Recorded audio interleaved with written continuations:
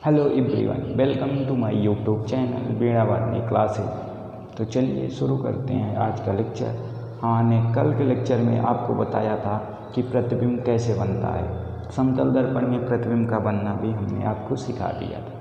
तो चलिए आज हम बात करेंगे गोलीय दर्पण की। किसकी बात करेंगे? गोलीय दर्पण की।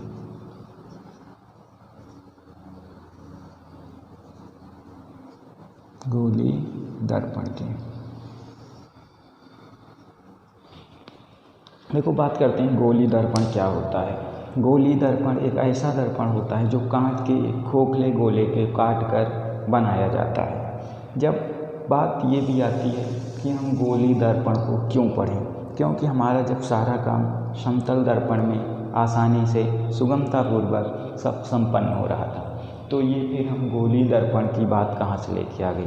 क्योंकि समतल दर्पण में भी हमें अपने चेहरे स्पष्ट दिखाई दे रहे थे, सारे काम हमारे समतल दर्पण से ही बढ़ रहे थे। लेकिन फिर ये गोलीय दर्पण हमारे सामने कहाँ आया, तो आइए समझते हैं गोलीय दर्पण का हमारे जीवन से क्या संबंध है।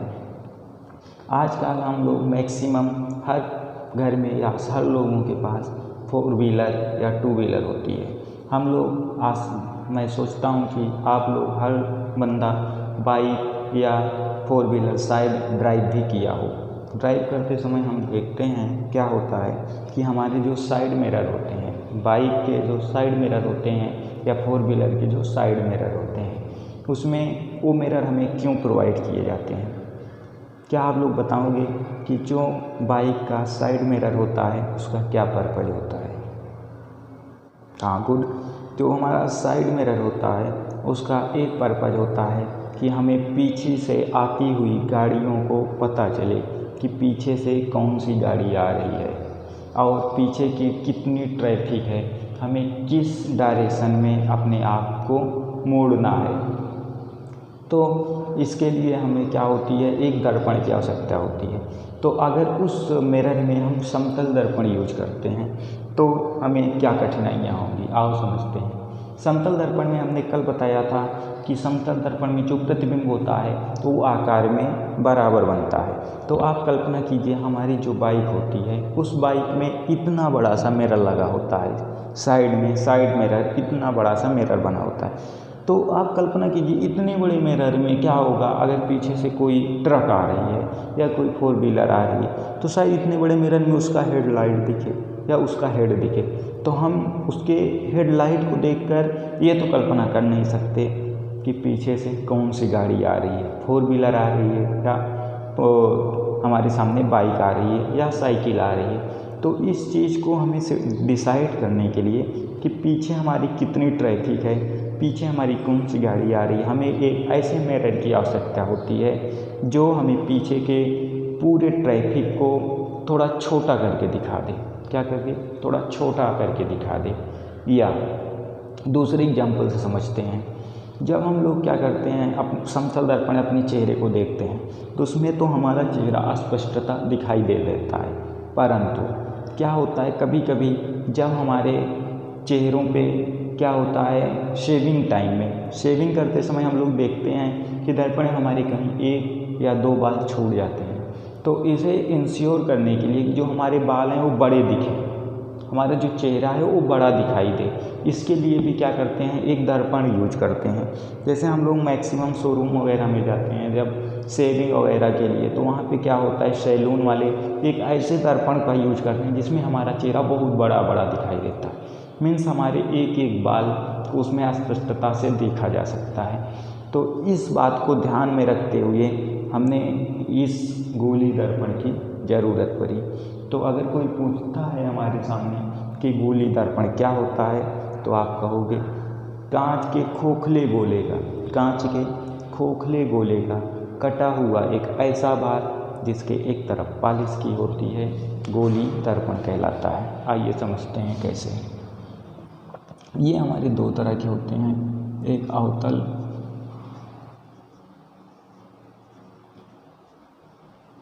दर्पण, दूसरा होता है उत्तल दर्पण।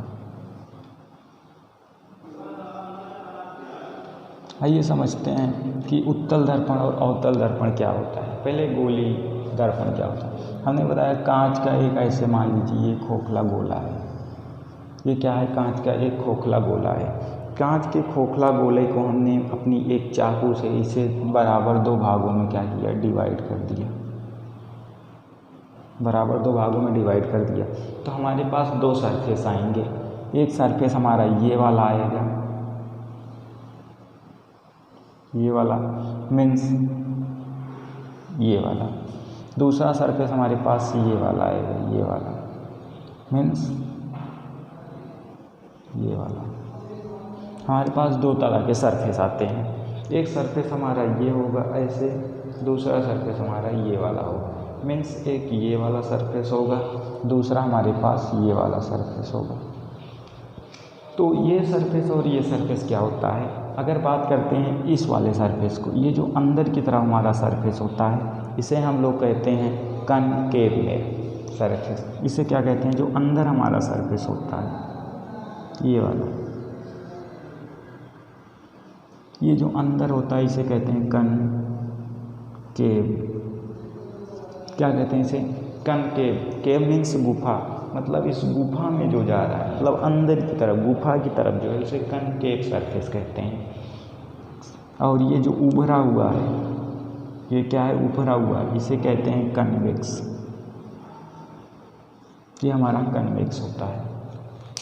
अब बात करते हैं कन्वेव और कन्वेक्स मिरर की, कन्वेव और कन्वेक्स सतह की। तो हम कह सकते हैं कि गोली दर्पण का वह सतह जो केंद्र, ये हमारा केंद्र होता है, मीन्स केंद्र की तरफ होता है। इसका केंद्र यहाँ होगा, इसका भी केंद्र यहाँ होगा। तो जो सतह केंद्र की तरफ, सेंटर की तरफ होती है उसे कनकेव सतह कहते हैं। मीन्स कनकेव सतह अवतल सतह कहते हैं। और जो सतह हमारे केंद्र से दूर या केंद्र से बाहर या गोली दर्पण के जो वृत्त होता है, मीन्स ये स्फीयर होता है, इसके आउटर साइड में होता है, उसे उत्तल सतह या कन्वेक्स साइड बोलते हैं। तो हमने इसे काट के इधर अलग कर दिया, तो क्या हम इसे दर्पण कह सकते हैं? नहीं कह सकते। क्यों? क्योंकि हम बताते हैं, दर्पण वो सतह होती है जिसकी एक तरफ पॉलिश की होती है। अगर मैंने इसे काट के यहाँ पे ऐसे रख दिया तो ये हमारा क्या हुआ, दर्पण नहीं हुआ जब तक इसके एक सतह पे, चाहे इधर,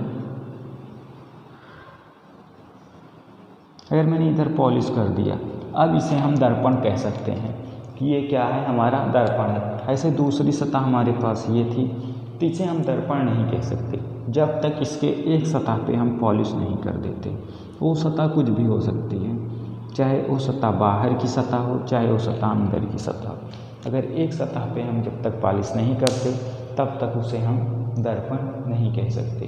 तो इस बेस पे हम कह सकते हैं कि हमारे पास जो गोली दर्पण होता है वो 2 तरह का होता है, एक अवतल दर्पण, एक उत्तल दर्पण, एक कन्वेक्स मिरर और एक कनकेव मिरर। कनकेव मिरर वो मिरर होता है जिसमें क्या होता है, जो किरणें होती हैं वो अंदर की ओर आती हैं। मतलब कनकेव मिरर वो मिरर होता है जिसमें पॉलिश बाहर की तरफ की गई होती है, जिसमें पॉलिश बाहर की ओर की गई होती है। उसमें क्या होता है, जो किरणें होती हैं वो कनकेव अंदर की ओर आती हैं, यहाँ से इनका परावर्तन होता है। तो इस तरह की जो मिरर हमारे सामने होते हैं ये हमारे क्या होते हैं, कनकेव मिरर होते हैं, मीन्स अवतल दर्पण होते हैं। दूसरा हमारे पास उत्तल दर्पण होता है। उत्तल दर्पण वो दर्पण होता है जिसमें किरणों का परावर्तन उभरे हुए तल से होता है। क्या होता है, उभरे हुए तल से होता है। इसमें किरणों का परावर्तन उभरे हुए तल से होता है। तो अगर अब हम कोई पूछता है आपसे कि अवतल दर्पण और उत्तल दर्पण में क्या अंतर है, तो हम कह सकते हैं कि वह दर्पण जिसमें पॉलिश अंदर की तरफ की होती है, जिसमें पॉलिश अंदर की तरफ की होती है उसे उत्तल दर्पण कहते हैं, या जिसमें प्रकाश का परावर्तन उभरे हुए तल से होता है उसे उत्तल दर्पण कहते हैं। और जिसमें पॉलिश अंदर की तरफ की होती है, अंदर की तरफ की होती है, या प्रकाश का परावर्तन अंदर कन्वेक्स की तरफ से होता है उसे अवतल दर्पण कहते हैं। तो मैं आशा करता हूँ कि आज का सेशन आप लोगों को पसंद आया होगा। तो हम नेक्स्ट सेशन में बात करेंगे कि इस दर्पण में अभिलंब कैसे होगा, इसकी त्रिज्या क्या होगी। तो इसके कुछ टर्म होते हैं कि गोली दर्पण के कुछ इम्पोर्टेंट टर्म के बारे में। तो इस गोली दर्पण के इम्पोर्टेंट टर्म को जानने के लिए आप जुड़े रहिए हमारे नेक्स्ट सेशन में। तब तक आप लोग पढ़ते रहिए, बढ़ते रहिए वीणावादनी क्लासेस के साथ। जय हिंद, जय भारत।